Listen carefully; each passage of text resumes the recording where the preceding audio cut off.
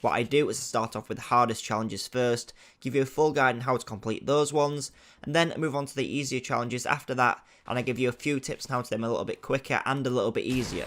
So getting straight into it, starting off with Battle Pass challenge number 2, this is probably the hardest challenge from this week, and it says play the sheet music on the pianos near Pleasant Park and near Lonely Lodge. So on screen now is a map showing where these two locations are. The easiest one to do is definitely over by Pleasant Park, the hardest one is over by Lonely Lodge, just because what you need to play is a little bit more difficult. Over at Lonely Lodge, what you need to do is go to these giant pianos which are in the positions that are marked on the maps, and play the music which is on the sheet in front of the piano. Make sure that you pay attention to the shape that the notes on, because especially over at Pleasant Park this does make a difference. Some of the notes are squares and some of them are circles, so make sure you pick the right ones for it to count. If you do them on the wrong shapes it won't count. I did this a few times before I actually noticed. Over on the Pleasant Park one I think it will be the same every time, but for me I had to do it on circles. Just check on the music when you get there what shape your notes are on and make sure you play them on those right keys, or it won't count and it won't count towards completing that challenge. But once you have played the sheet music in both places, you will have completed that first hardest challenge, and you can then move on to the next hardest challenge, which is Battle Pass challenge number 3.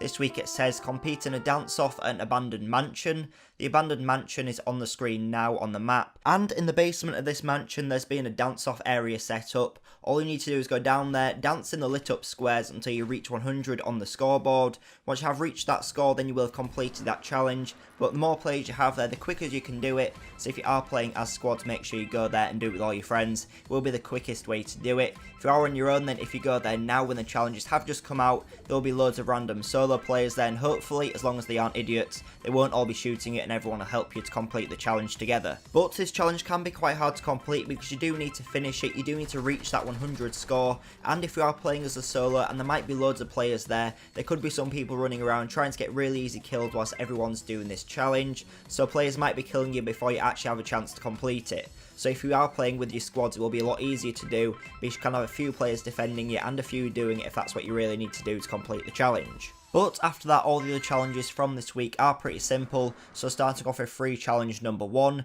this week it says search a chest in 7 different named locations. Obviously this one will be super easy to complete. All you need to do is land at 7 different named locations and open a chest there. It counts all the way through the game, not just when you land, so you can do loads in one single game if you are travelling a long way and staying alive a long time. The next challenge is free challenge number 2. This week it says damage opponents with 5 different types of weapons.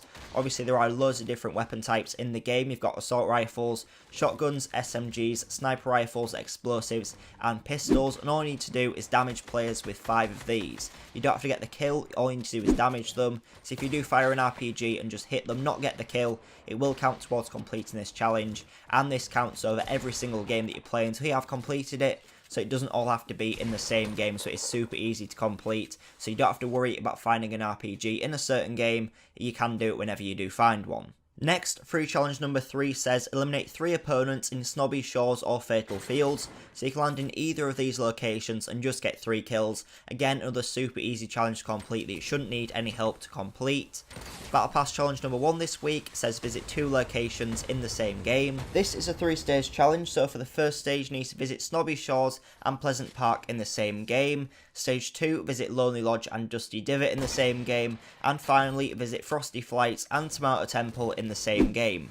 Obviously the final stage probably will be the hardest to do just because you are covering the furthest amount of distance, but you shouldn't struggle too much if you do use vehicles. You should be able to do it without dying if you especially are in a plane or in one of the quads. And finally, Battle Pass challenge number 4 this week says eliminate an opponent from at least 50 meters away. This one should be super easy to do. A 50-meter kill you can do really easily with an assault rifle. You don't even need a sniper to do it, so you shouldn't struggle to do this one and you shouldn't need to focus on it. You will do it whilst you are just playing normally in any game modes. But that is everything that you need to know of how to complete all of your Week 2 Season 7 challenges in the Fortnite Battle Royale Battle Pass. If this video has been helpful then please make sure to leave it a like. If you're new here make sure you subscribe.